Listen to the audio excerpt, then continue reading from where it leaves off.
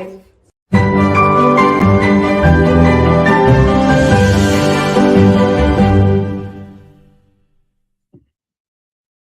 Hello everybody and welcome to another Findmypast Fridays live.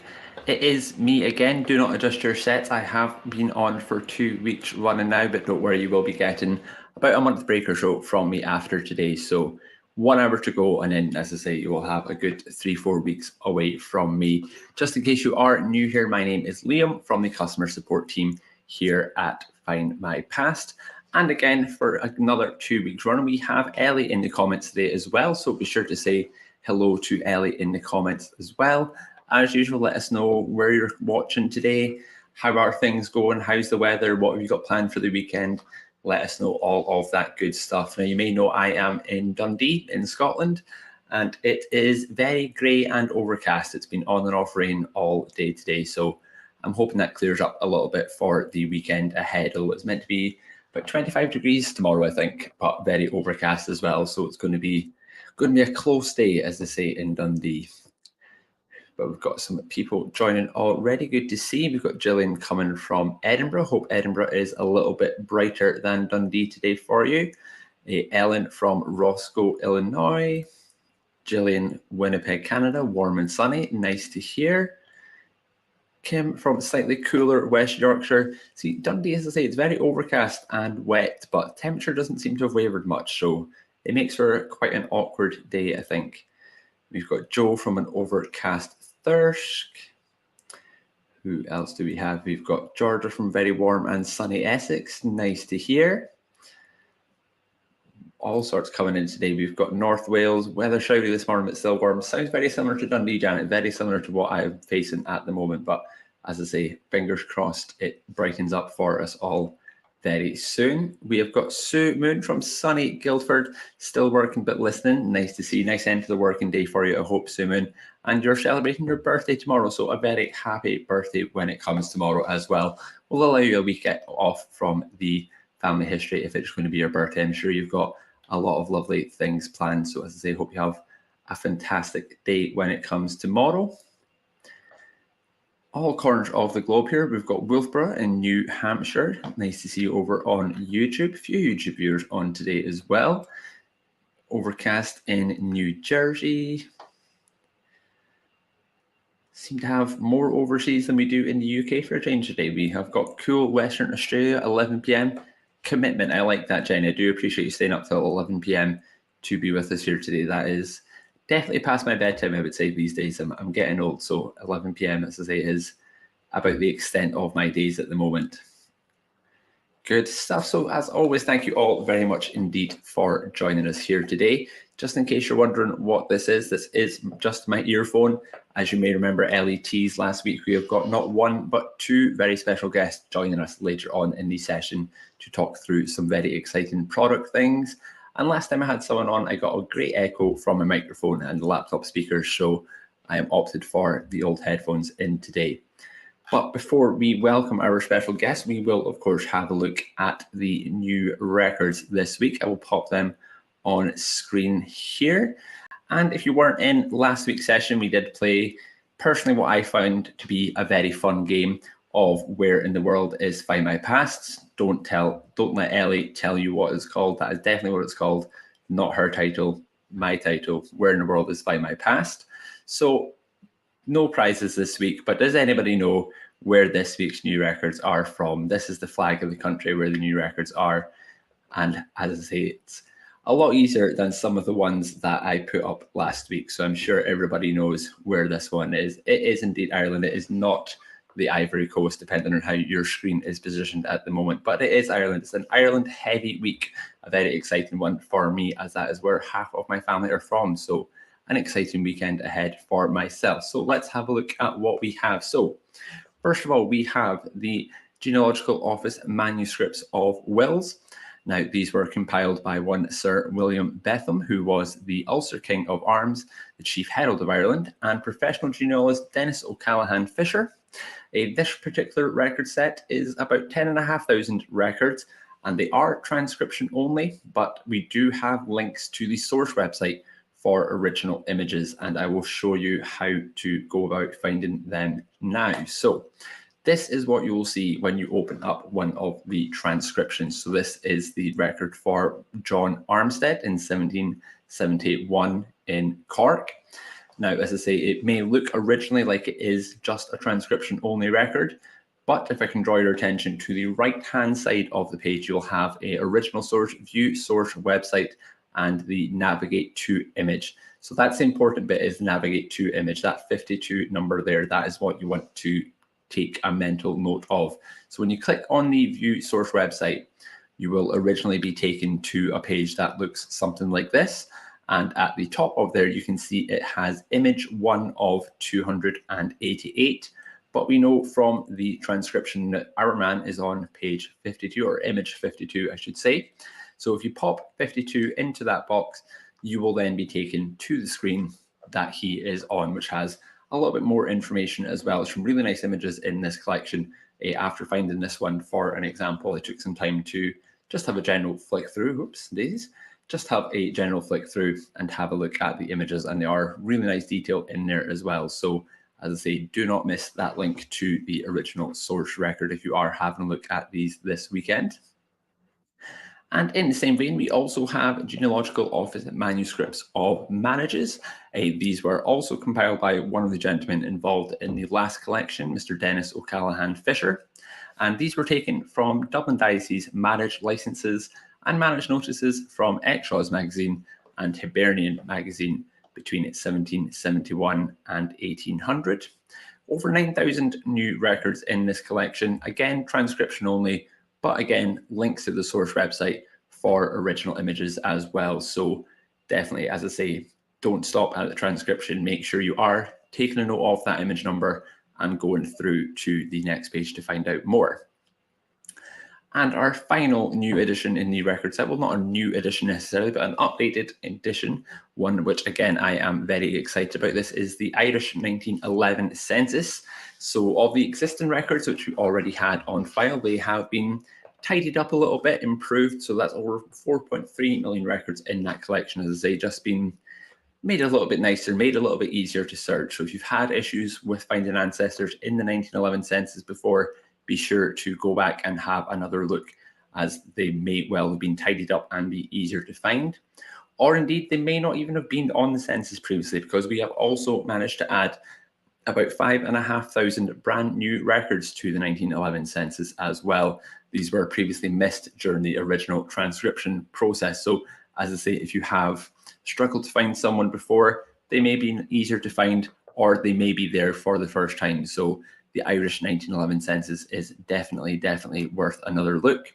These are still transcription only, but similarly to the last records, there is a link to the image on the National Archives of Ireland site, so you can get the original image for that as well. And we do, of course, have new newspapers to talk about as well. But before I do that, I've seen a question of the week answer come in and realized that I was so excited about the new Irish records, I forgot all about the question of the week. So I'll pop that on screen very timely as well, because it is newspaper related. It's going to be a little bit of a newspaper heavy session today. So I thought I'd keep in the theme and ask, other than your family, of course, what is your favorite thing to search in the newspapers? Do you have a particular area of history that you're interested in, a sports team, a Crufts dog show, whatever it might be? If there's anything other than your family that you find yourself coming back to and looking in the newspapers for, do let us know. And as I say, this will tie in nicely to our next segment when I bring in the special guest as well. And apologies for not putting that on the screen earlier, but I know a lot of you are very eagle-eyed and you like to find that in the description there already. So very well done. So newspapers, we have 3 new titles on site this week. They are the Dublin Leader from 1901 to 1963, the Kerry News from 1894 to 1920, and a nice selection of dates from the Limerick Echo as well. And there's 3 example front pages of those 3 titles underneath there as well. And all the updated titles are also Irish this week as well. We have the Belfast Commercial Chronicle, Dublin Shipping and Mercantile Gazette, Limerick Chronicle, Roscommon Herald, Wicklow Newsletter, and County Advertiser. So a lot of new Irish titles, a lot of new pages added of the existing Irish titles as well. So if the wills and marriage licenses and the updates to the 1911 census didn't tickle your fancy, maybe the Irish newspapers hold the secrets that you have been looking for in your family tree. Personally, this was a very exciting week for me. As I say, half my family are Irish, so I've not had a chance to properly dig into them, but I know a lot of my family were from Kerry. So I managed to have a look in the Kerry news not long before going live and managed to find two quite exciting articles about my two times great-grandfather, be a gentleman by the name of Dennis Clifford. So like we always say, you never know what you're going to find in the newspapers. They come with the good and the bad. This one wasn't necessarily bad. I was a little bit worried when I found him under the petty sessions, although I did have the petty sessions record for him already, but there was a lot more detail in this about the case itself. So as I say, Mr. Dennis Clifford, who's named at the top there, he is my two times great-grandfather. And essentially what he was being charged with was he was in the pub before they were meant to be legally allowed to be open. And he had apparently tapped a barrel, meaning just set the keg up to start serving pints. And the police arrived. The landlady was there. Dennis Clifford was there, and he was charged with being on the premises. As I say, this was a really long article, much longer, much more detailed than the petty sessions record that I already had there. So a lot of nice detail. As I say, I'm going to need to have a look in this a lot more detail after the live today over the weekend, because as I say, it was quite a rushed look I had just before coming on. But the good news is for Dennis is that the case was dismissed. Although there was quite a lot of evidence, it was based on grave suspicion, they thought. So he was given the benefit of doubt and he was let off with, as I say, quite a strange charge, as being in a pub before they were opening and being charged with tapping a barrel. So maybe that's where I get it from. Maybe it's cascaded down from there. But as I say, you never know what you're going to find in the newspapers. And the next one was another event which I did know a little bit about. I had seen this in a newspaper briefly before, but again, this was so much more detailed. There was over a column, I think it was, of details of this, and this was unfortunately the death of Mr. Dennis Clifford in 1910 in Killarney. He was involved in an accident with a horse and wagon which he was driving at the time, and it did sadly take his life. And this was another one about the case that followed that. Just an investigation, no one charged or anything like that. It was an accidental death. It was deemed an accidental death by the jury. But as I say, a lot of detail in there. You've got him mentioned, witnesses, people who were in the area, people who knew Dennis, his wife, Mrs. Clifford, as well. So as I say, one which I am definitely going to have to revisit over the weekend and do a little bit of Jen's favourite fan research as well, see who these people mentioned in the article are, where they fit into the story as well. So as I say, never know what you're going to find in the newspapers as well. And even those things that you might know a little bit about already. Like I say, I'd already found a snippet of this accident and that brief petty sessions court record. But remember to have a look in other newspapers as well for maybe slightly more detailed reports that can have a lot more information for you.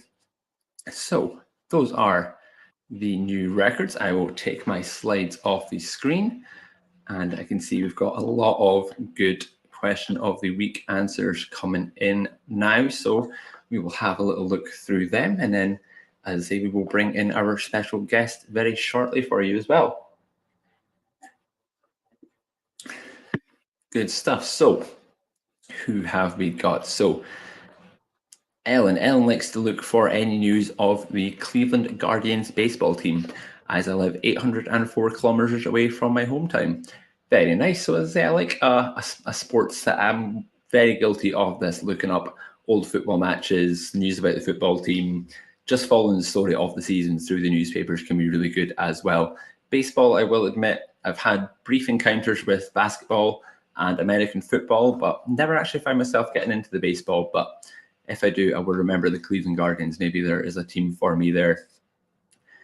And in keeping with the sports theme, Karen is looking for reports on Spurs' first matches to illustrate a talk about my second great-grandfather. So very nice. So was your grandfather involved in the Spurs Football Club at all, Karen? That'd be very interesting to know. But again, as I say, always like a football or sports related search as well.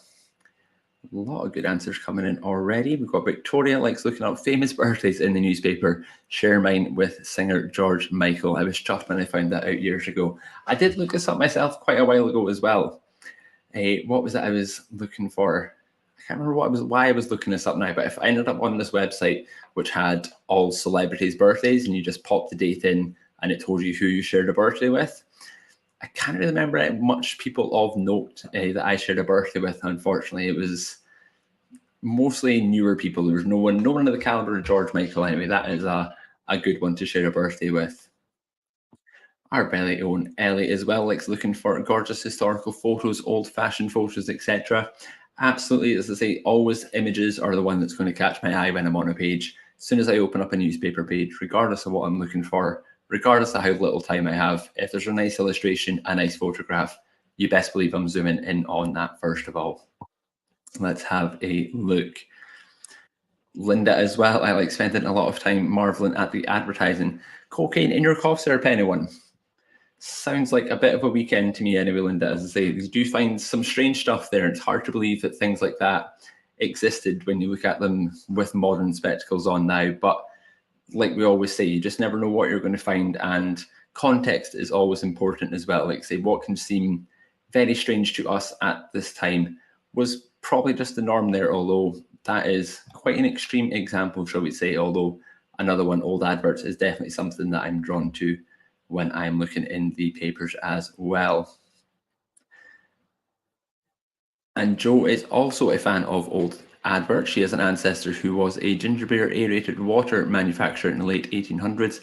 And I keep looking for an advert. So they keep looking. It sounds like you've not come across that just yet, Jo. So fingers crossed it is round the corner. So they keep an eye on the new newspapers that we're adding as well, just in case there's any in the area or anything that might hold the adverts you are looking for. Let's see. Pickles, this is a very good rabbit hole to be going down as well, reading regional newspaper reports of court cases as they put so many details in. Yeah, see, some of the court cases you find, even like the two that I would refer to there about my 2 times great-grandfather, the level of detail in them sometimes is just amazing. And like you say, sometimes even if you just accidentally stumbled upon this, you find yourself needing to know what's happened when it's these lengthier cases that went on for weeks or months, whatever it might have been. Like you say, you end up following through the issues and trying to get to the bottom of what happened in that case. So a very good one. And in keeping with the court theme as well, Kim saying that she has found several of her ancestors in court case reports. Some ended well, others not so good. So you have to take the good with the bad. Like I've said a few times already, newspapers just have some unexpected things, good and bad. So, but everyone, all your ancestors being good would get bored eventually, wouldn't it? Sometimes you need a bad apple in there just to mix things up a bit, a little bit more of a story to tell. And let's have a look. So we've got a question in response to the question of the week.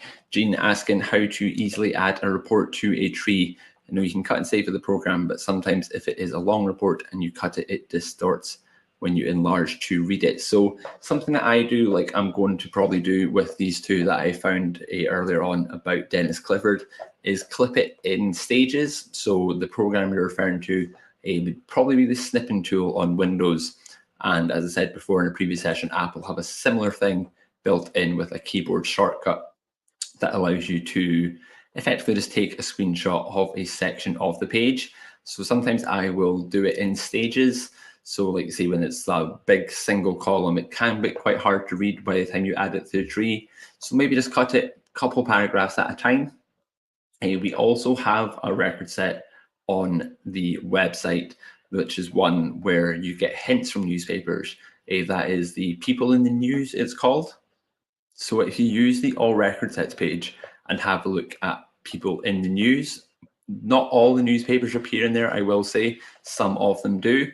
And if you can search for them by name and year, etc., all the usual information, and if you find it in the People in the News, you will get a brief transcribed version of the article, and that can be added to your tree in the same way that other records can. So you've got the link in the media section of the profile, and you can click on that, and then there's a link to the original newspaper page on the people in the news transcription. So as I say, try and snip it bit by bit, paragraph by paragraph maybe, or double check that people in the news and see if maybe it is in there.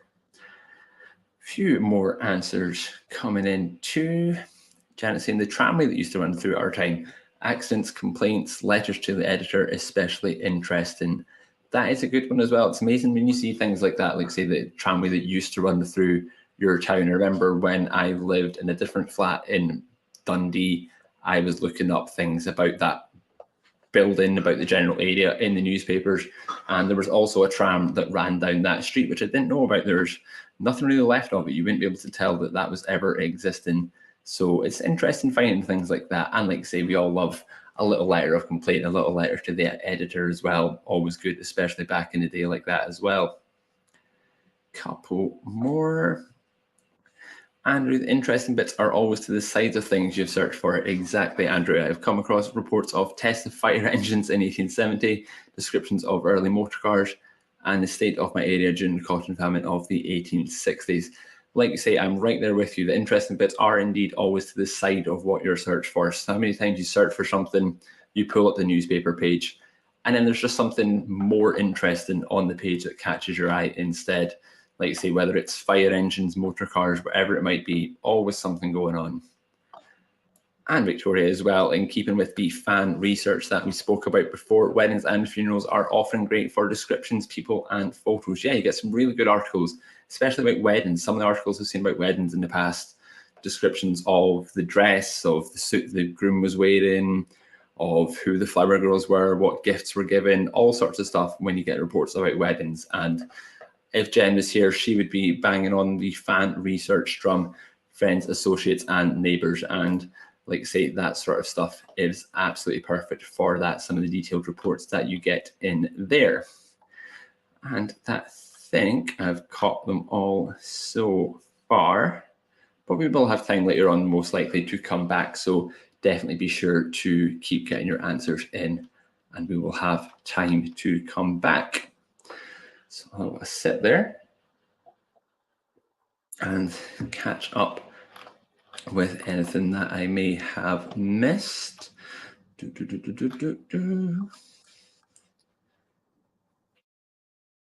See, Jenny saying about the trials as well. Research a convict ancestor of mine on Findmypast newspapers. They were counterfeiters sent to Hobart, Tasmania. So, like we say, a little bad apple in there. You never know where it's going to lead you. I've not got anyone that left Britain or Ireland other than one great uncle that went to Canada. So someone being sent to Tasmania, albeit under unfortunate circumstances, still, as I say, opens up new avenues for your research. Get to find new records that you may never have had a chance to look in before. So, and there's a lot about the convict ships and different things like that on Findmypast as well. So I'm sure there is a lot more out there for you there. Good stuff. So let's have a look. I think we're just about ready to bring in our special guest as well. As Ellie teased last week, we have two very special guests. So nice light session. I've had two quite easy ones in a row. As I say, last week we spent most of it guessing what the flags were. And this week all I've had to do is talk about the new records, and I get to bring the experts in to do the hard part for me. So, and a benefit for you as well, because nobody wants to listen to me 2 weeks running for 2 hours, 2 consecutive Fridays, do they? So good stuff. I'm stuck with this comment on screen, so I will remove that. So I will get our special guests coming in, add them to the stream. Please give a very warm Fridays live welcome to Adrian and Chris. How are you all doing? Good. Can you hear us very okay? Good, thanks. Yeah, loud and clear. So before I let you go and I can get this in sense for a while, I'm going to put you on the spot and ask if you have a question of the week answer for us all. Just a quick reminder, what other than your family, what's your favorite thing to search in the newspapers? Any particular topics you guys find yourself coming back to? Ooh. Well, I'm going to cover in a bit. We've done an awful lot of testing on the new newspaper search. My go-to topic has always been the Sutton Coldfield rail crash. And I have a strange fascination with rail crashes in the newspapers now. But they've been good fun. Something interesting anyway. I think I particularly enjoy looking for photos, particularly photos of places I know. So we have some titles in the archive that are very rich on photos, and photos of places either in London that I know or around where I live, in Twickenham, or of events that I know, and that it can be fascinating. I sort of really enjoy that. And plus, I quite like looking at sort of stuff from the war years and just kind of browsing through the kind of headlines, day to day in those years. It's kind of fascinating. Absolutely good stuff. As I say, I like putting people on the spot, so 2 very good answers right off the bat there. So Chris and Adrian are going to talk a little bit about our newspaper search. You may remember that I did this a number of weeks ago now, but these are the experts. These are the men responsible for the behind the scenes. So as I say, pens and paper at the ready, because there's some very good tips that I quick run through with the 2 of them yesterday, and some brilliant tips in here. I was already learning a lot just from the brief overview I got yesterday. So as I say, be sure to be ready to take some notes. If you do have any questions for them as well, be sure to put them in the chat. And at the end of the presentation, we will come back and have some time to go through them. But I will leave you in the very capable hands of Chris and Adrian. Cool. So I'm hoping that Liam, you'll just kind of signal to me frantically if you can't hear us or if something isn't working. So far, so good. Good. Excellent. Well, thank you for inviting us along. Very happy to be here. We haven't kind of talked to kind of Friday Live community in a long while, so this is kind of great to get into this. And I'll go into the next slide. So I'm Chris Break. I essentially look after all of our data products, so all search products, records, tree, newspaper, hinting, stories. I'm kind of responsible for everything in that space, ultimately. Adrian? Yeah, hi, I'm Adrian Plumpton, product manager here at Findmypast. I've been here for ages, since 2014. I've worked on all sorts of bits and bobs over the site in that time, but most recently I've been leading the launch of the new newspaper search, hence I'm here. So we're going to start completely off topic, and there is a link, I promise. This, as you will see, is Dam Busters. I was kind of curious when I looked this up that the term Dam Busters was coined like a couple of days after the event. Here it is on the front page of the Daily Mirror with Guy Gibson talking the king through what they did. Now, on the right, of course, is Lancaster, and underneath it is the actual bomb that were dropped. That's a version of the bouncing bomb called Upkeep. Now, the reason I mention that is that bomb was created and built and stored and transported from Thorpe Arch Royal Ordnance Factory, which is near a village called Boston Spa, and was transported by train at 80 miles to Scampton. Thorpe Arch Royal Ordnance Factory is now the site of the British Library North campus, and several of the buildings are still there. And one of them, which you can see just about starred on the kind of on here, I don't know if you can see my mouse, is now the FMP scanning studio. And urban myth has it there, we know the bouncing bombs were built at Thorpe Arch, that's definite. There is rumour there that they were stored prior to going on the trains in this room. So the guys like to think that they are sitting and scanning in the rooms where those bouncing bombs were stored just before they went off on the trains. But here is the right now. So all the newspapers you read are scanned in this room. Okay. Now, newspaper archive. We launched FMP newspapers in 2014. Since then, we've added about 68 million new pages. That's somewhere in excess of 850 million individual articles. Huge partnerships, key ones being with the British Library and with Reach Media. There's a big program of improvements underway now. Post 1921, one of our big projects is improving our newspaper capability. And a key project in that was rolling out the new FMP newspaper search in April 23, following kind of 6 to 9 months of development and work around that. So I'm going to hand over to Adrian now to walk you through why and how we did that, and then I'll come back in a little bit to talk about some more kind of technical specifics and tricks. Yeah, absolutely. So, we do understand that changes to Findmypast are not always welcomed by all the customers all of the time, especially when they're as big as the change we made to the newspaper search in the recent update. And some of you may be thinking, well, why did you have to go and change this? I've learned all my tips and tricks. Why change this for me? And it's a really fair question. I wanted to provide a bit of context for that. And the easiest way I can do that is with a simple analogy. I hope it's simple. So I want you to imagine you're owning a new car, and when you first get it, it meets all your needs. It performs well. It doesn't cost much to maintain. It has all those sort of modern features you need, and you're really very happy with it. But over time, things do start to change a bit. Really, the car doesn't perform as well as it used to. The repair bills become a bit more frequent and expensive, and your requirements for a car might actually also have evolved as well. And then you're kind of looking around and you see there's all these new cars and they've got electric engines and automatic braking, and all of a sudden your new car doesn't feel quite as good as it once did. And that's really exactly where our old newspaper search was heading. The technology was great at the time, but it was becoming very outdated, and it was struggling to handle the 86 million new pages we sort of added over the 10 years. And that meant it was becoming increasingly challenging and expensive to maintain the search technology. So that was a real problem for us. We weren't really able to make any significant improvements to the interface or the search algorithms. And we were sort of looking around and we were seeing actually there's lots of different technologies out there which offer opportunities for better features and experiences. So in summary, the technology wasn't really up to the standard, and it didn't really match our aspirations for where we wanted to take the newspaper search. So we felt like it was the right time to do a bit of a rebuild, and quite a big one, really. I think that's the next slide, please. Thank you. So how did we approach this? Well, right from the beginning, we knew this was a huge project and a really important feature for us and a really important part of family history. So, we did some pretty serious due diligence on the research process here. And it's probably worth noting that actually all changes you see on Findmypast to the product experience will generally start with this core set of activities. We'll look at investigating how existing features are working.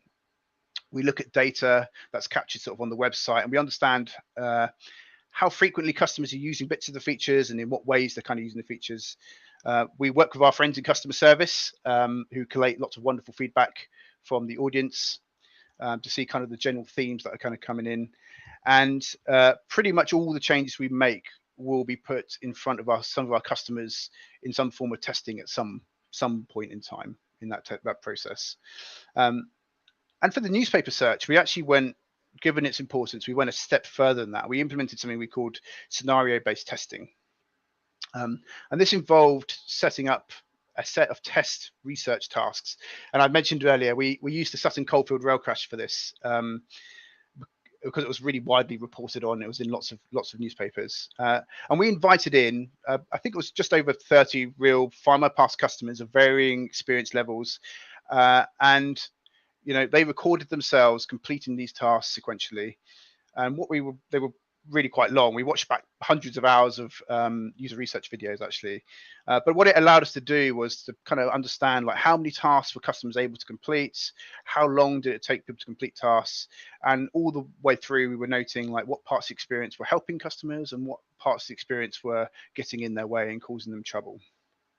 And we didn't just run this on Findmypast, we also ran it on the BNA to get a comparative experience to see how well that sort of performed, as well as other competitors, which I'm not going to name.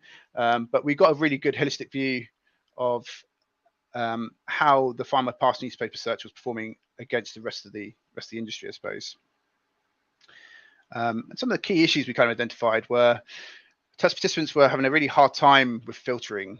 And you'll notice on the new search, we've kind of quite fundamentally changed the filtering layout and design and stuff, and that's very intentional. Customers were getting really stuck with filters. They couldn't see what was applied, and they couldn't understand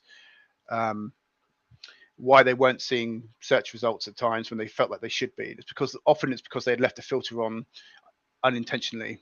There was lots of issues around terminology, particularly like place filters, where people were confusing publication place for the place of an event. So people would be desperately trying to search for Sutton Coldfield in the place filters when actually that's going to find newspapers published there, which aren't that numerous. And people struggled with iterating their search terms to find the most relevant articles.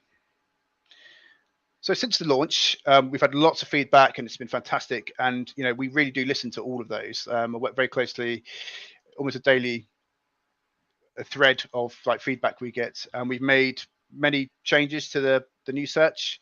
And since we've kind of rerun that scenario-based testing, and now we're pretty confident in that search. We're comparable now in terms of performance to sort of the BNA. And I know at the moment it's not going to be to everyone's taste. It won't be solving all those use cases yet, but this is really just the beginning. We're still going to continue improving the search, listening to feedback, and launching new features. So, watch this space really. It's really just the start.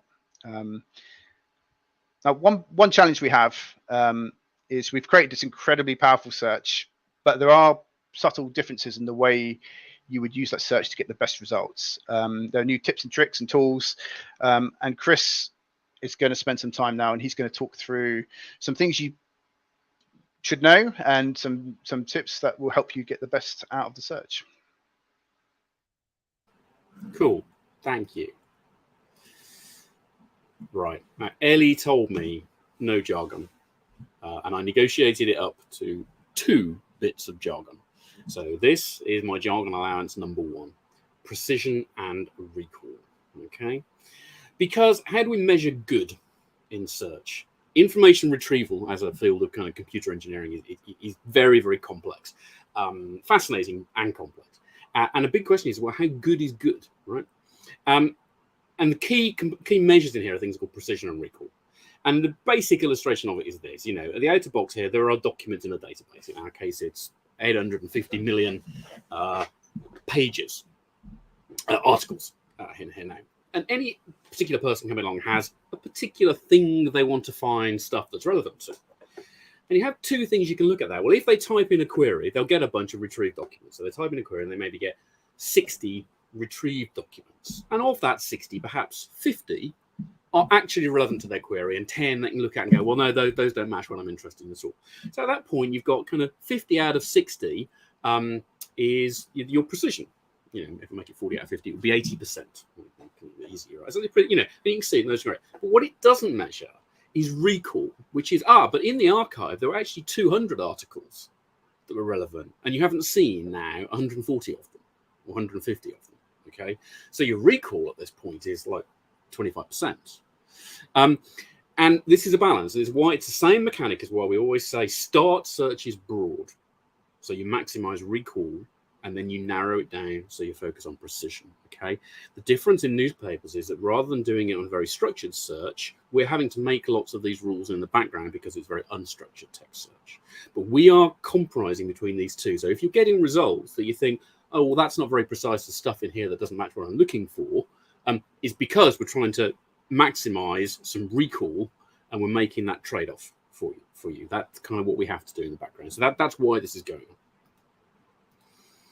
And why is this hard, right? Well, searching newspapers is a very different kind of data problem from searching records.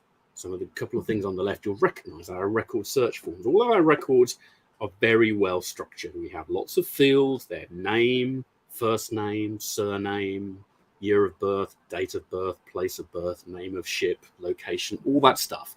And we know that in each of those fields, there'll be a bit of data. It'll be a date or a number or a string.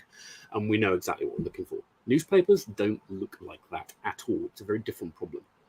We have a little bit of structured data. We know the date it was published, we know the title, and we know the place. And that's pretty much it. Most of the content looks like this stuff on the right, okay, which might be just long articles here about something going on in the House of Commons, or long lists of names, in this case examination results, but it's just big blocks of text, 850 million big blocks of text, okay? And that's the good stuff.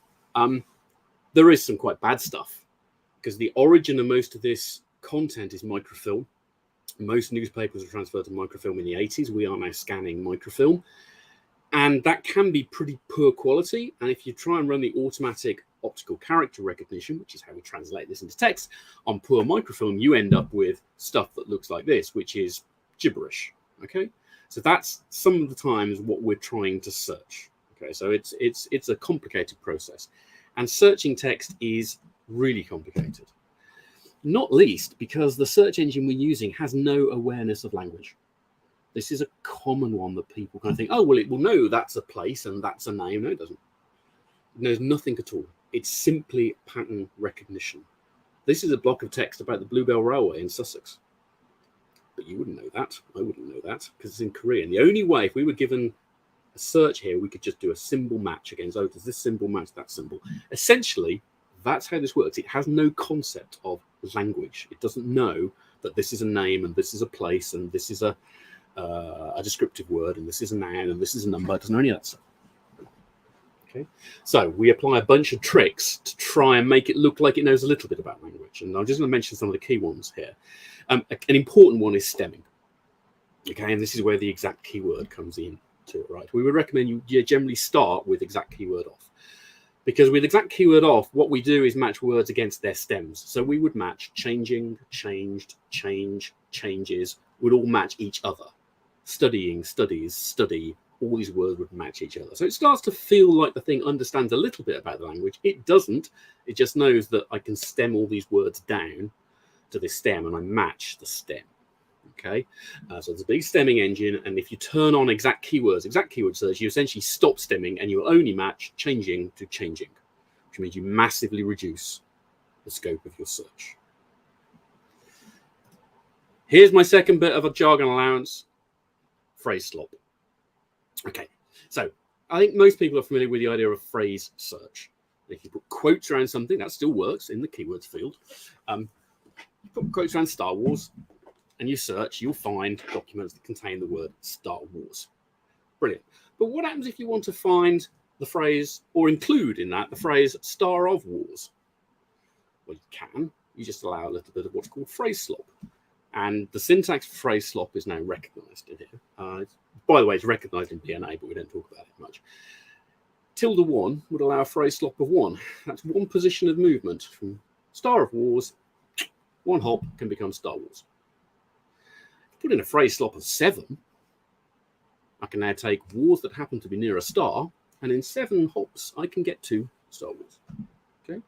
Now, phrase slop does now work. It will be part of the advanced screen. It's there in the keyword field, and we use it in the name field. I'll come into that in a second. But here's a kind of key concept. Currently, the default is if you don't put anything there, we'll just assume a phrase slop of 0 and exact search, and that's great. But if you want to introduce a little bit of flexibility into that, it's a powerful tool. Now, let's talk about my great-great-great-great-granduncle, Timothy Francis Brake, who is a useful exemplar for this stuff because he led quite an interesting life. He was given to an orphanage when he was young, then he was in a charitable school, and then he was in the military for 40 years, which means he appears in newspapers quite a lot for some time. He also has quite a rare name, so it makes it great. So I'm now going to switch on to a different tab, I think. Hang on a minute. There we go. I'm hoping you can see. No, okay, I'm just going to stop sharing and share again. Huge spoiler for the coming slides. Huge spoiler for the coming slide. And present, share screen, window. That's why I did the same. One, here we go. Better. Here we go, Timothy Brake. Now, Timothy Brake is put into the name field here. Very important, by the way. You don't have to put a name in. If you just put nothing in that field, it will just ignore it and it will just treat it as a normal keyword search. So just don't worry about that. If you haven't got a name, don't bother about it. Just use keywords field. But if you do have names, they work really well in here. And I'll tell you why in a minute. So here's Timothy Brake, sorted in publication date oldest first. And we see what you'd expect, Timothy Brake. Because this is now searching this with a bit of phrase slop of 2 on it, we also will pick up Brake, Timothy, which is, of course, a very common format in newspapers. We will also pick up Timothy Francis Brake, okay? And we would pick up Timothy F. Brake, Brake Timothy, Timothy Brake. So this is doing pretty much what you want it to do. Now, there are some errors. This isn't actually Timothy Brake. This is a different one. The words just appear in conjunction. But you're doing a pretty good job at finding mentions of Timothy Brake in the various different formats you might find it in a newspaper with or without middle names, okay? And we'll see in a minute, if you would put multiple names in there separated by the comma, it does the same trick on each one. So what's it doing in there? Well, if I just put Timothy Brake in quotes in the keywords field, I get a lot fewer results, right? I only get exactly Timothy Brake. But if I do what I mentioned earlier and add a phrase slop of 2, I get loads more results. And here I'm getting Timothy Carthy or breaking into Timothy Burke and Brakes. Okay, well, it's close, but I'm now getting too many results and these aren't the names. So what the actual configuration is, if I do Timothy Brake, phrase slop of 2, exact keyword search, I'm now doing what the name search is doing, which finds me the same set of 124 results that match, right? And so when we put a name box there, we're not doing anything particularly clever. We don't know they are names. What we're doing is taking every name you put in there and basically applying this syntax to each one. And if you put in a list of 2 or 3 names, it does that to each one. And that is a very effective way of finding names. It doesn't work for other text very well. It doesn't work really if you only have one name. If you just put a surname or a given name. It's not brilliant if you put 3 names in with a middle name. It works optimum first name, last name. Comma, first name, last name. Right. Okay. Now, let's go back to that Timothy Brake search, and let's reverse it now. So we look at the most recent publications. Well, turns out there was a play around the 80s starring Christopher Timothy and Patricia Brake, which now matches, of course, that search term because we've got a little bit of phrase slop in there, but we are not interested in that at all. So how could we filter that out? Well, negative keywords come to your help here. So Timothy Brake in the names field minus Patricia in the keywords field strips out all of the results of that matched that, but had Patricia in, so they're not there anymore. If I sort to news first, all those results of that play with Patricia Brake have disappeared. But actually, or except, of course, here, Patrida, bit of OCR error, but most of them have gone. That's the game, right? But where this actually comes in is a good illustration of how you can use multiple names. So there was a production of this play. It was by Tom Stoppard. Patricia Brake was in it some of the time, but a lot of the other time, Paula Wilcox was in it. And if you do a search now on these 3 names, Christopher Timothy, Tom Stoppard, Paula Wilcox, you get very well-defined, highly precise set of results about the play that they were in the 80s, each one of which, every one of these articles will contain all 3 of those names, each one handled with this phrase slop of 2. Okay, so it's actually handling names really well, and most importantly, it's handling multiple names really well, which is the big change from the old name handling. And multiple names is an absolute master technique in family history, right? If you want to match a document, the thing you want to look for are multiple names of ancestors. It's how census hints are so accurate. It's why marriage hints are great, because they have 2 surnames. Multiple names in an article really focuses down. Let's just talk about the keywords field. Sutton Coldfield rail crash. As Adrian mentioned, this is one we used. If you just type Sutton Coldfield rail crash, you get lots of results, 4,300. And a quick look at the date of publication suggests it actually happened in the 55, but you get a bunch of results into the 70s here, right? And those aren't actually about Sutton Coldfield rail crash, because what this is searching is any article which contains the words Sutton, Coldfield, rail, and crash, all on a stemmed basis. So railing, rails, crash, crashes, Sutton, Coldfield, although those are kind of proper nouns, I wouldn't have much stemming on that. But rail, railing, rails, rail, whatever, would all match. And it's going to contain all of those words. So there's actually going to be a lot of stuff that matches this. It's got nothing to do with a rail crash. It's just an article that talks about a car crash and a railing, and all that would match. Okay. So what you can do in here, and this becomes really powerful, is again multiple phrase searching. So if you put Sutton Coldfield in quotes, that's one phrase. Rail crash in quotes, that's another phrase. What you now get are things that will only contain the phrases Sutton Coldfield and rail crash. Got a lot fewer results here, only 231. The vast majority of them are from the 1955 window. This is actually about the Sutton Coldfield rail crash. So this becomes really powerful indeed. And just to quickly illustrate the earlier point around Star Wars, I do here Star Wars with a phrase slop of 7. The top results are all Star Wars and Star Wars. They're clearly the more relevant. But if I, change the order and look at it like here, that would match Star Warring, a whole raft of stuff, right? So this concept of just putting a little bit of slop into, well, how exactly do you want to match this phrase? And do you or don't you want the exact keywords on or off? you start to have a lot of levers in here. Now, these will start to manifest in the advanced search form, but I hope what I wanted to talk you through is why we have a name field, what we're doing, how the keywords field works, why we've made some of these changes, and how it's actually way more powerful than the previous search was. Okay, so I'm going to go back now and hand back to Adrian for what's coming next. Sorry for the spoiler. I know, huge spoiler. That's supposed to be my big reveal.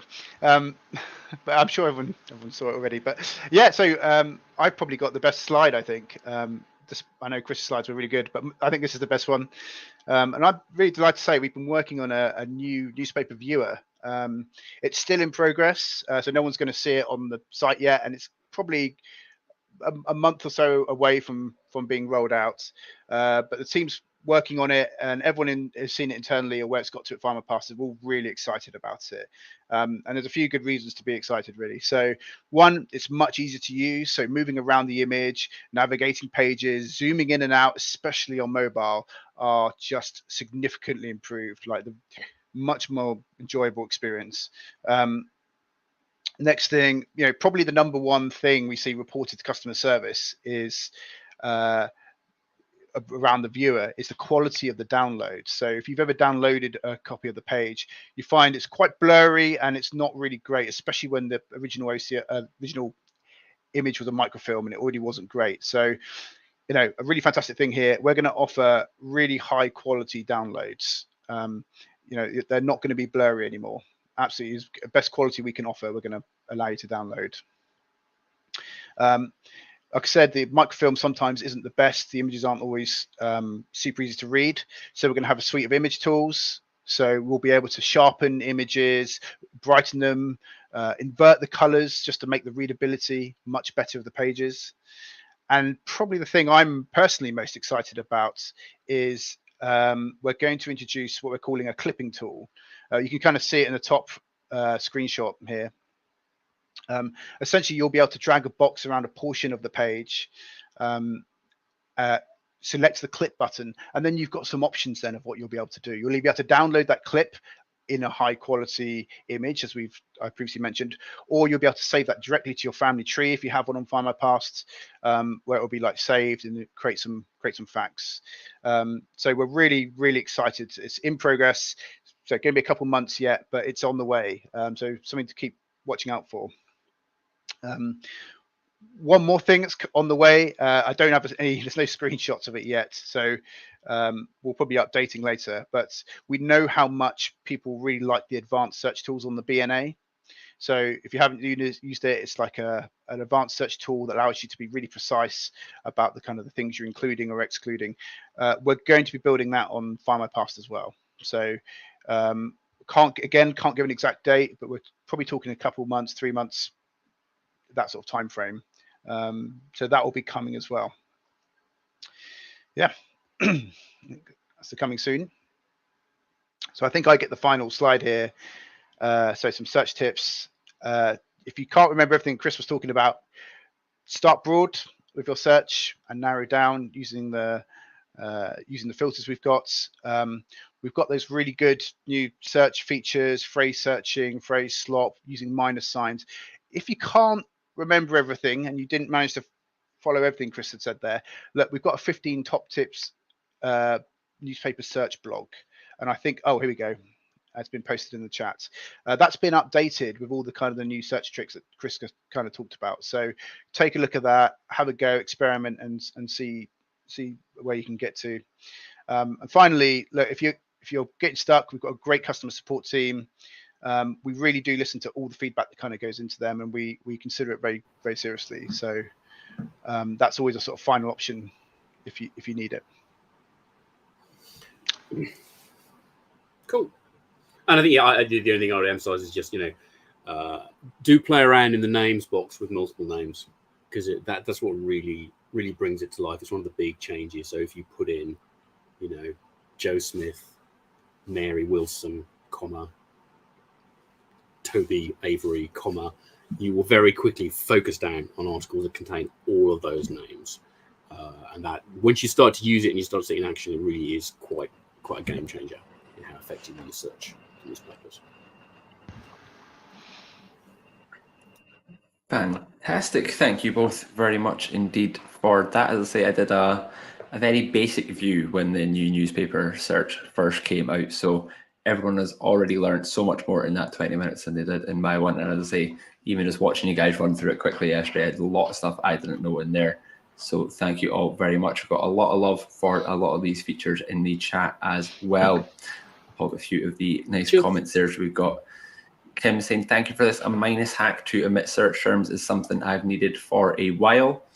And Cindy very much in agreement. And I do apologize to the actor Michael Pennington for this, but she needs rid of him in her searches. So those tips will come in very, very handy indeed. And yeah, as Ellie says, that was a lot of that at the end there. You were the first people outside of Findmypast to see the kind of preview of what was coming next as well. So Victoria, we saying that she loves a first, and as I say, I'm sure she was as excited as we all were. I still remember Jen's face in that meeting where you first teased that, Adrian. I think I could hear her squealing all the way from Colorado when you put that up. So a lot of love for that. And I mean, yeah, like Ellie said as well, Liam, there's a question about missing the filter of illustrated article advertisements. Do you want to just pop that up? Absolutely. This is one we get asked about a lot. Yeah, no, it's fair enough. Well, I'm among friends, so I'm going to share a secret. That filter is there in the BNA, and it was there in the newspaper. The reality is that not all of the archive is labelled with those tags. So actually, if you click the illustration article advertisement, you're getting the stuff that's been labelled with that, but you're not getting all of the advertisements. Okay, articles you are, because everything is by default labelled with article. You're not getting everything. Okay, so that is partial. And so we made a decision that, okay, well, we'll turn it off for now until we can bring it back as not partial, all right? So what we actually want to do is have a proper classification of all of these articles, and hopefully richer than this, which certainly has, it's illustrated, it's an advertisement. We're actively working on classifying family notices because we want to extract the data from those. We'd like to, we think this is sports content. We think this is politics content. We think this is about any number of subjects, right? We basically want to get much richer and use kind of some of the modern AI techniques around to classify what the content is about and have a much richer classification there that we can then turn on. So that is coming, and when it comes, it will be richer. But we just made an active decision not to turn back on what was there because it wasn't actually fairly comprehensive at the moment. So that's why that's not there, but it will be coming at some point over next year. Absolutely, yeah. As I say, that is one that a lot of people ask, both in the Facebook Live comments and in customer support as well. People are desperate for that to come back. But yeah, as Adrian said earlier, and as Chris alluded to there, we do listen to the feedback as well. As you know, I work in customer support, so I am largely responsible for passing a lot of that on as well. And even from when I first did the new newspaper search all those weeks ago, months maybe now, I can't remember when that was, compared to what you saw on screen there, you'll have noticed changes as well. The results page has already been updated and tidied up. Things like the date the newspaper is added is a lot clearer now as well. So always changing, always taking the feedback on board. And yeah, so as I say, keep that feedback coming in as well. I'm sure Adrian is already sick of me messaging him various things, but we will keep that going. The more feedback, the more changes we can make, the better we can make it. So as I say, we always appreciate that and always pass that on as well to the powers that be. So, but yeah, a lot of love for this, especially what's coming next. You may have seen earlier on in the session before you joined that someone was actually asking how to take snippets of a newspaper to add that to their tree. So I know Jean is especially excited about that side of things. Also, just picking up on a comment, Liam, from Ellie, which is kind of, I think, well made. I'll just, if I may, to answer the question about the updated search results page. This is, I'm just going to share my screen again because hang